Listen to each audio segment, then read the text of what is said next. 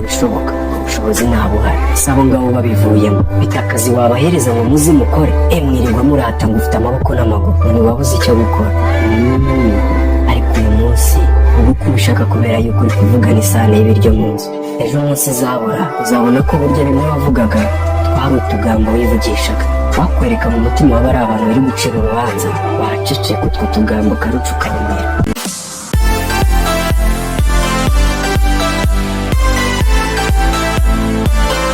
umunsi reka nivugire ku ijambo indaya, reka amabwire rero mwa bantu, uyu munsi ufite buri kimwe wifuza, ry'uko ubishaka, ryama ahantu heza wifuza, ubuzima bwawe muri rusange ni bwiza pe, nta kintu na kimwe ugayira Imana. Ariko se ndi kwibaza, niba uri umuntu muzima utekereza neza, waba uzi agahinda icyo ari cyo?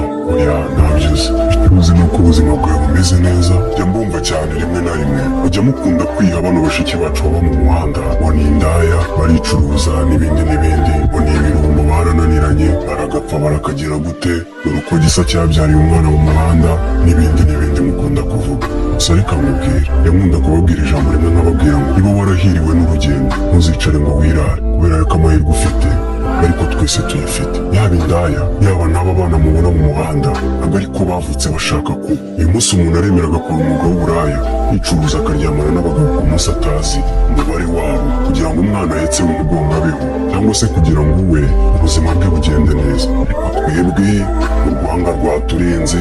ese utekereza ko ari nde wifuza kwigurisha? tekereza ko ari nde wifuza guhora abona abagabo bamujya mu maguru? tekereza ko ari nde wifuza guhora arara mu muhanda? kuko biroroshye kuvuga pe, ufatira mugenzi wawe ijambo biroroha cyane, kandi koko umuhanga yaravuze agahwa kari ku wundi karahandurika. niba uri umuhanga iga kuzunguza ururimi rwawe gatanu mbere yo kuvuga, kubera yuko ibyo wicara ujya kuvuga abantu bajaje nk'amazi, ntabwo uzi ubuzima ukuntu ari bubi. ese utekereza yuko igihugu cyacu aricyo cyifuza gutunga indaya? tekereza ko n'igihugu cyacu kitabifuza mu muhanda. ariko se bakora iki? buhari babahereza ngo mufate muve mu muhanda, mugende muba abantu bazima mutunge imiryango yanyu. ngo bishoboka ubushobozi ntabuhari, ese abo ngabo babivuyemo bita akazi wabahereza ngo muzi mukore, mwirirwa murata ngo ufite amaboko n'amaguru ntibabuze icyo gukora. ariko uyu munsi uba uko ubishaka kubera yuko uri kuvugana isano y'ibiryo mu nzu. ejo munsi izabura uzabona ko burya bimwe wavugaga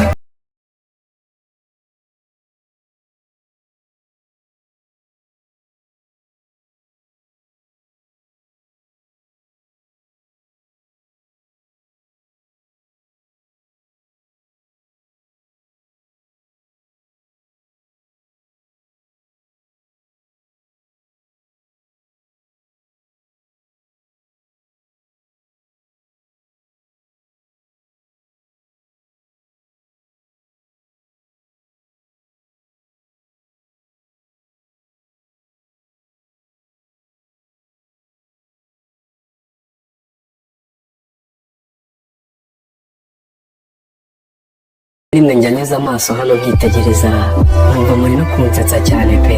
abasore ntabwo bakora, izi nkumi ntabwo zikora, bigize intwaza amaboko, nta kintu bakora, barashaka kurya bicaye.